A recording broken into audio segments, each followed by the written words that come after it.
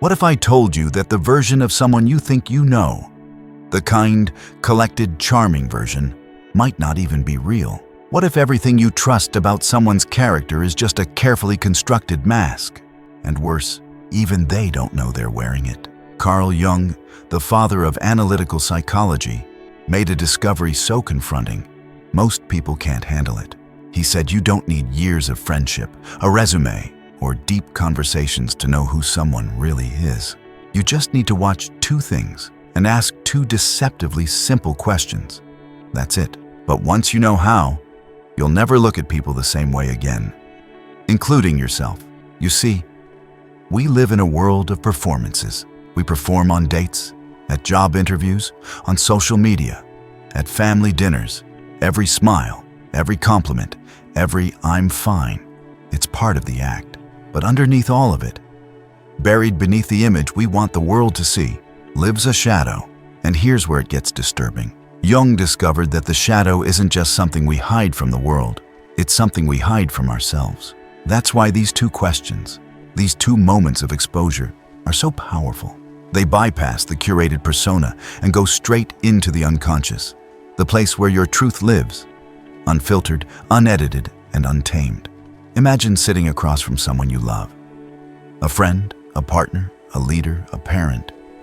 You've known them for years, and yet, in the space of a few seconds, you see something in them you've never seen before. A flash of contempt, a cruel smirk, a dismissive gesture, or maybe nothing at all. Just silence when they should have spoken. You realize this isn't new. It's just the first time you were awake enough to notice. These cracks, the way they treat someone with no power, the way they react to having power, the way they answer two simple questions. They don't just reveal character.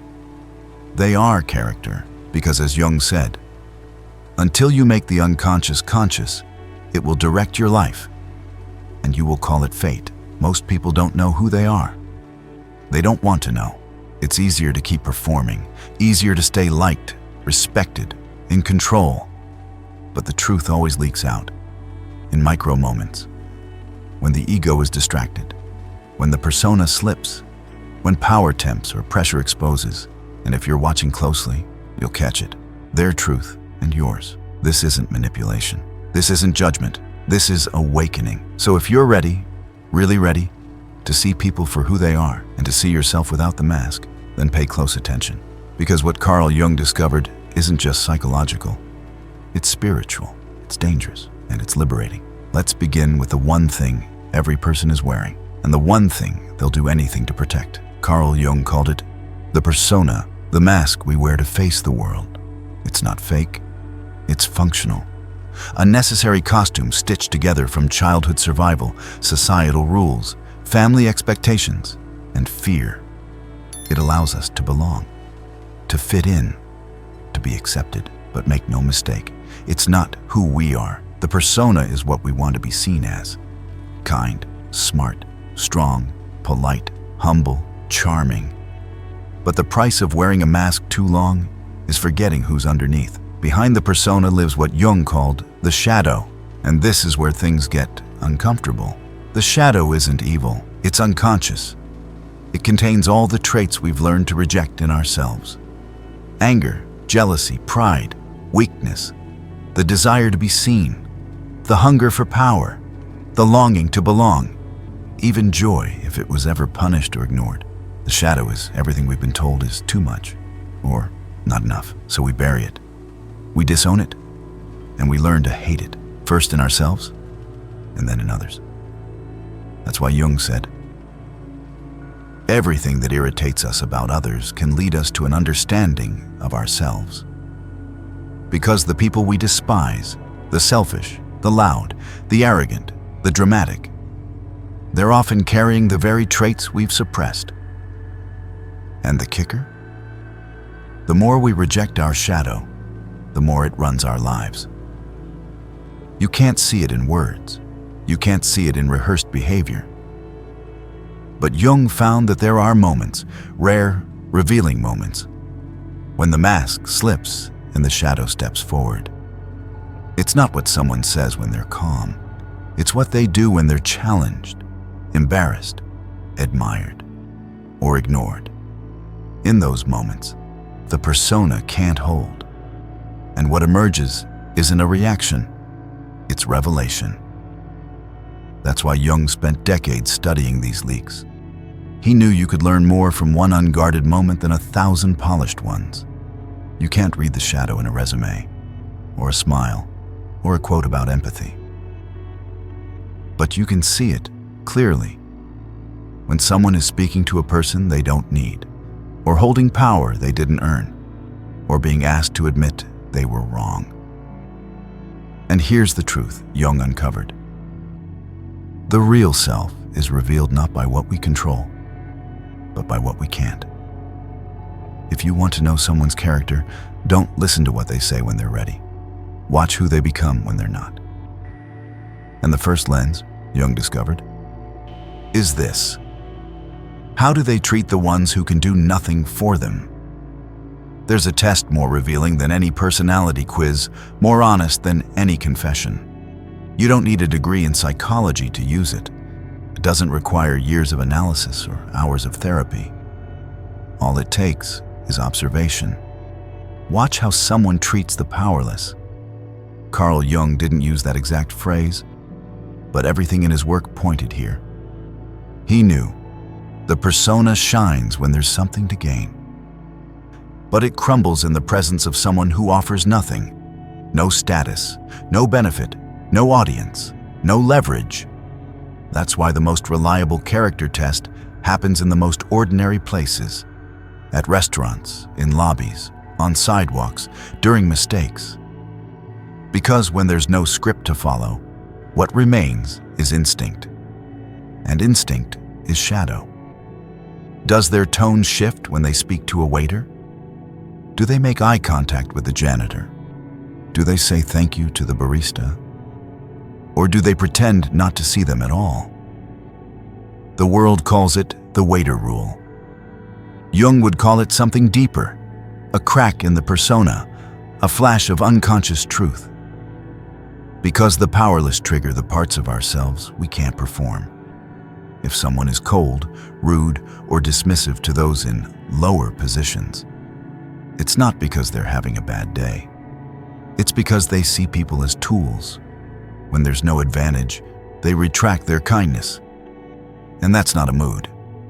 That's a mirror. Jung saw arrogance not as confidence, but as compensation, a disguised fragility. The person who belittles others isn't powerful. They're bleeding. They've mistaken superiority for safety. Because beneath the scorn for the powerless lies fear. Fear of being overlooked, disrespected, powerless themselves. And so, they overcorrect. They dominate. They mock. They joke. And they reveal their most unhealed self. One of Jung's most unsettling insights was this. Arrogance toward the powerless is almost always a defense mechanism, a response to internal shame. Think about that. When someone mocks the awkward, the poor, the anxious, the clumsy, the broken, they're not exposing weakness in the other. They're exposing rejection within themselves. They're punishing traits they were once shamed for. And by attacking those traits in others, they try to prove they've outgrown them. But all they've done is bury them. This is why projection is so common in these moments. You'll see it. The harsh judgments, the disproportionate anger, the unnecessary cruelty. A server brings the wrong drink, and the mask slips. The receptionist is slow, and the tone sharpens. The stranger takes too long to speak, and they interrupt, roll their eyes, walk away. These aren't just bad manners. They're flare signals. You're seeing the shadow bar in real time.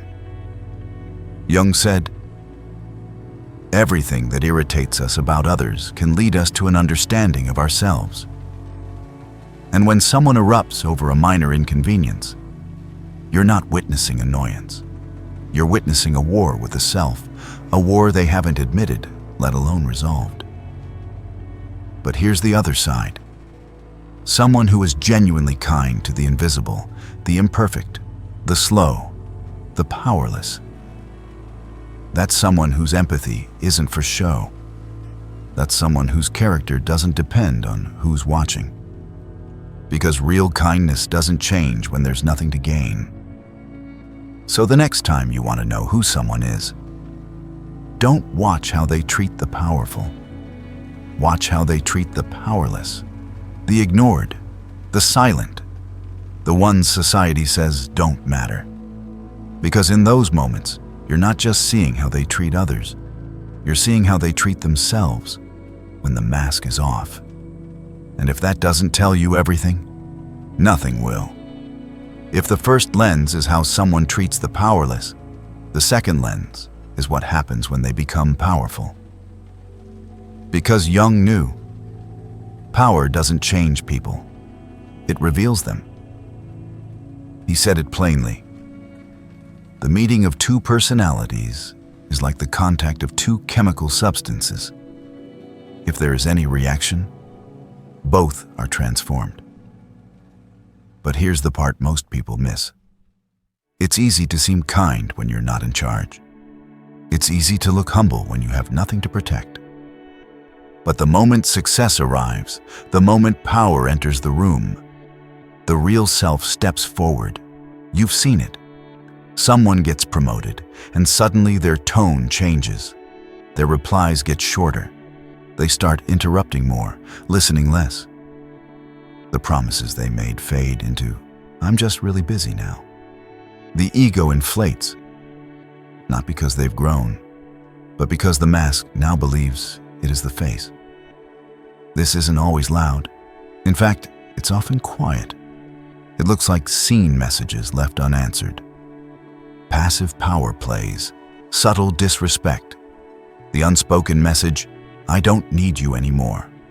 Modern neuroscience suggests that when people gain status, empathy can actually decline. Studies show mirror neuron activity may lessen. Jung didn't frame it in neurological terms, but he warned of the same danger through what he called ego inflation, when power swells the ego and empathy fades. This is why so many nice people become cold when they rise. Not because they're evil, but because they're exposed. The persona is no longer needed, so it dissolves. And what's underneath, the unconscious fear of insignificance, becomes the new driver. Jung called this ego inflation. It's what happens when someone becomes so identified with their power that they lose contact with the parts of themselves that are still wounded, still scared, still human. And when that happens, they stop listening. They stop reflecting. They stop admitting wrong. They don't have to anymore. But real strength, Jung knew, doesn't come from pretending to be invincible. It comes from holding power without losing empathy, from rising in status without shrinking in soul. So if you want to know who someone really is, don't look at their resume. Look at what they do when no one can challenge them. Look at how they handle admiration, responsibility, authority. Do they become bigger than the room? Or do they create space for others to rise too? Because if kindness disappears when power arrives, it was never real. Power doesn't create character, it exposes it. And in Jung's world, that exposure isn't the end of the story. It's the beginning of individuation. If you're willing to face what's revealed, words are cheap, behavior is truth. Jung understood this long before social media made it obvious. The louder the declaration, the more likely it's hiding something. I care about people. I believe in respect. I'm loyal. These are easy to say. They sound good. They build persona. But Jung warned us, the persona is the mask we wear, not the person we are. So don't listen to declarations. Watch for alignment. Does the loyal friend vanish when you're at your lowest? Does the respectful partner mock you when no one's listening? Does the one who preaches empathy turn cold the moment you disagree? Jung believed that unconscious patterns leak out, not through language, but through behavior. As Jung emphasized, the shadow reveals itself in actions, not intentions. Or in simpler words, we are defined less by promises than by patterns. The shadow doesn't speak in quotes. It speaks in reactions. You'll see it in contradictions. The person who calls themselves non-judgmental but gossips behind closed doors. The leader who claims to value people but never remembers your name. The influencer who preaches mental health while degrading others for clicks. These aren't flaws. They're reveals. Because real character doesn't need a PR team. It lives in the quiet choices, showing up when it's inconvenient, apologizing without being asked, staying kind when there's nothing to gain. The gap between someone's words and their behavior is the gap between persona and shadow. And the wider that gap, the less they know who they are. So next time you hear someone say, "You can trust me," ask, do they actually show up when I need them? When they say, "I care," ask, were they there when it counted? When they say, "I respect you," ask, do they still say that when they're angry? Don't look for language. Look for patterns, because a promise is just a sentence. But consistency is a soul contract. And in Jungian psychology, the most telling truths aren't spoken, they're acted out. What kind of person can you absolutely not stand? It sounds like a simple question, but Jung discovered it unlocked something terrifying and profoundly revealing.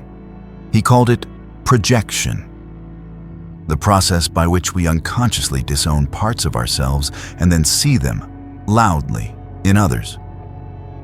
And this question, it's a flashlight pointed straight into the shadow.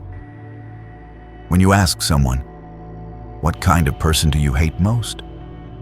you're not learning about the world, you're learning about them. Their rejections, their repressions, their internal war zones. If they say, "I hate liars," Jung would ask, where are they lying to themselves? Where are they refusing to face their own truths?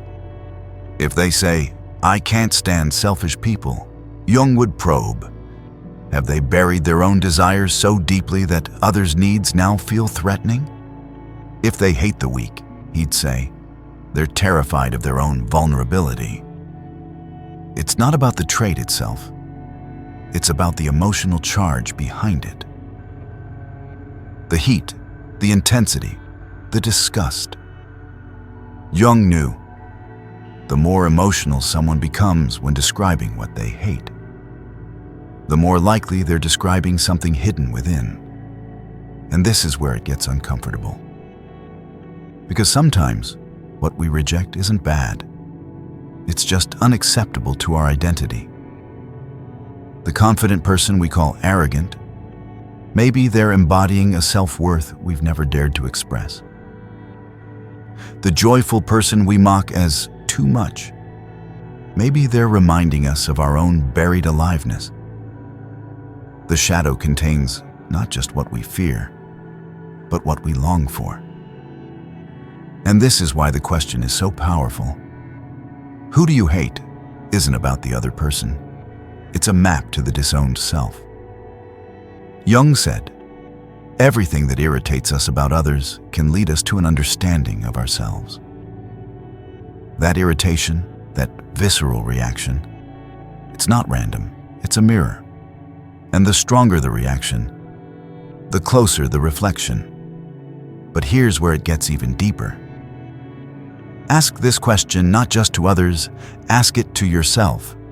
Who triggers you the most? Who makes your skin crawl? Who do you mock under your breath or silently judge?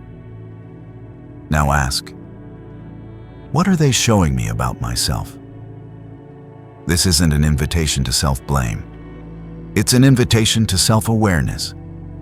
Because if you can trace your judgment back to its root, you'll find a part of yourself you've been afraid to meet. And only by meeting it, by naming it, can you integrate it. The shadow isn't evil, it's rejected. And it will keep showing up in others until you finally stop and say, I see you, I know you, you are part of me. Only then does the projection end, and true self-knowledge begin. Tell me about a time you were absolutely certain you were right, but turned out to be wrong. Jung believed that this question, more than any other, cuts straight through the ego.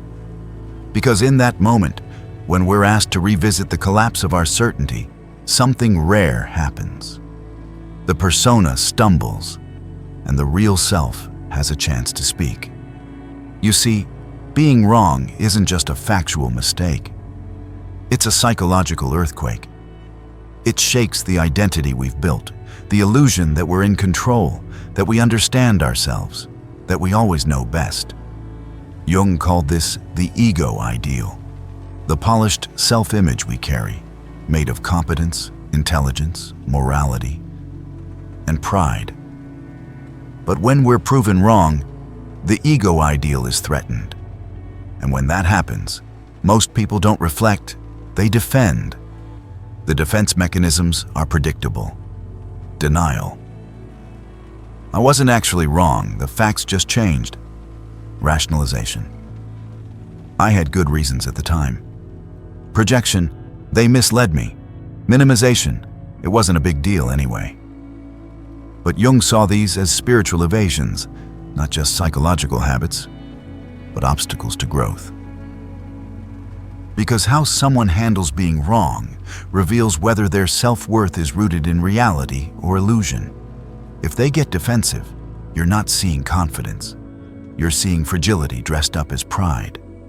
If they blame, you're not seeing clarity. You're seeing fear of shame. But when someone pauses, takes ownership, maybe even laughs gently at themselves, you're witnessing something rare. Jung called this integration, the capacity to hold both light and shadow, success and failure. Without collapsing, the ability to say, yes, I was wrong, and I'm still worthy. That's not weakness, that's evolution. He wrote, the privilege of a lifetime is to become who you truly are. And no one becomes who they truly are by being right all the time. They get there by being wrong and choosing awareness over ego. Now pay attention to how people answer this question. If they can't think of a single time they've been wrong, that's not confidence, it's delusion. Jung called this psychological inflation. When the ego becomes so swollen with self-image, it loses all contact with reality. If they casually brush off their mistakes, it's not humility, it's avoidance. Jung discovered some people pretend to own their flaws just enough to avoid examining them. He called this the self-deprecating defense, a clever way to dodge the deeper work. But if someone can sit in their mistake, feel the discomfort, reflect on the damage, and still move forward with honesty, they're not broken, they're whole. So ask yourself, how do you handle being wrong? Do you run? Do you deflect? Do you apologize out of habit just to move on? Or do you sit with it? Let it humble you? Let it teach you? Jung believed that only those willing to face their fallibility could ever touch the truth of who they are. Because real character isn't revealed when we're right. It's revealed when we realize we weren't. Jung wasn't interested in surface behavior. He looked deeper, into the unconscious patterns that drive how we react, how we justify, how we defend. And when it came to these two questions, about projection and fallibility, he discovered specific red flags that expose something far more dangerous than a bad personality. They reveal psychological instability, distortions, splitting. First red flag. They consistently scapegoat one group. Maybe it's a political party, a profession, a gender, or a generation. Jung called this psychological splitting, a sign the shadow has been projected outward so completely that the individual can no longer see complexity. All bad is them. This isn't a strong opinion. It's a warning sign of dangerous fragmentation. Second red flag. They've never been wrong about anything important. This is ego inflation, a total denial of fallibility. Jung saw this as a ticking time bomb, because when reality eventually contradicts the inflated ego, a crisis always follows. The fall feels like death. Third red flag. Their energy shifts drastically when talking about what they hate. A calm person suddenly flares with venom. A passive tone turns sharp. Jung taught that these spikes of emotion point directly to repressed shadow complexes. The stronger the shift, the more powerful the wound. Fourth red flag. They turn the question back on you, aggressively. What about you? Why are you asking me this? Deflection isn't just discomfort. It's a defense mechanism, often triggered when the unconscious feels cornered. And what's being protected is the mask. Now, when you see these patterns, Jung said you'll also start to recognize archetypes, types of people shaped by how they handle projection and fallibility. The inflated ego type, always right, blames others, sees the world in black and white, avoids accountability like poison. The self-deprecating type appears humble, over-apologizes, but never actually changes, uses self-criticism to escape true self-confrontation. And the integrated type admits mistakes, owns projections, seeks understanding, not dominance. Rare, but real. Jung called integration the hallmark of mental health. Because once you integrate your shadow, you no longer need to perform. You don't have to be always right. You don't have to blame. You simply are human, honest, whole. And once you've seen these patterns, you'll start to see them everywhere. In relationships, in leaders, in yourself. Not to judge, but to wake up. Jung's greatest insight was not that we wear masks, but that every person we meet is holding up a mirror, and most of us are too afraid to look. You think that annoying coworker is just annoying. You think that loud, arrogant person is just arrogant. But Jung would stop you right there. He'd say, what are they reflecting back to you? Because the people who trigger you most, who stir up disproportionate emotion, they aren't random. They're lessons in disguise, not monsters, mirrors. This is where the concept of synchronicity enters. Jung's belief that events and people arrive not by chance, but with meaning. You meet someone at just the right moment, not because the universe is cruel, but because it's teaching. If you struggle with boundaries, life sends people who cross them. If you suppress your voice, life surrounds you with those who dominate it.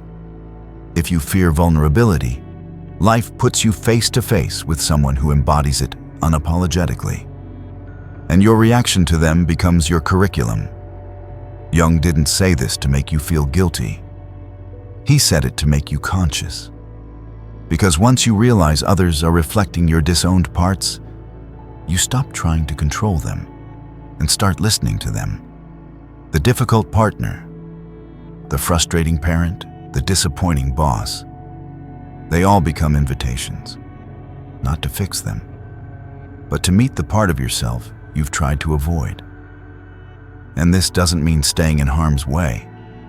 It means learning the lesson so you no longer need the pattern. Because unlearned lessons repeat, and they get louder every time. This mirror effect isn't just for personal growth. Jung believed it had profound implications for how we relate, in love, in leadership, in parenting. When you understand your own shadow, you stop punishing your children for traits you fear in yourself.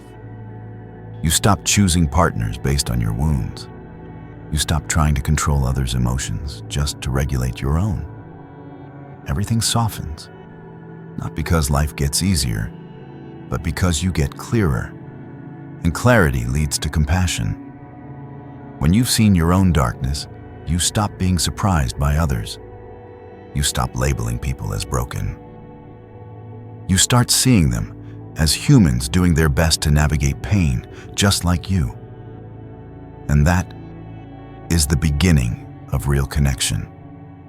So here we are, 4 lenses, 2 questions, a lifetime of reflection. Jung didn't leave us with a map, he gave us a mirror. And he whispered, "Look, not at them, at you." He said, "One does not become enlightened by imagining figures of light, but by making the darkness conscious. That darkness is not your enemy.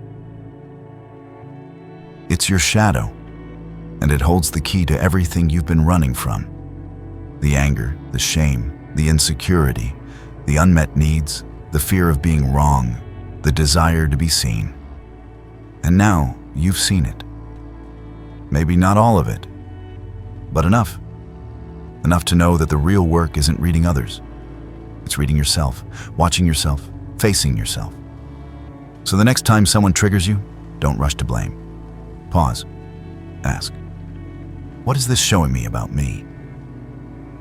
That's where the transformation begins, because your true character isn't revealed by how you speak, succeed, or shine.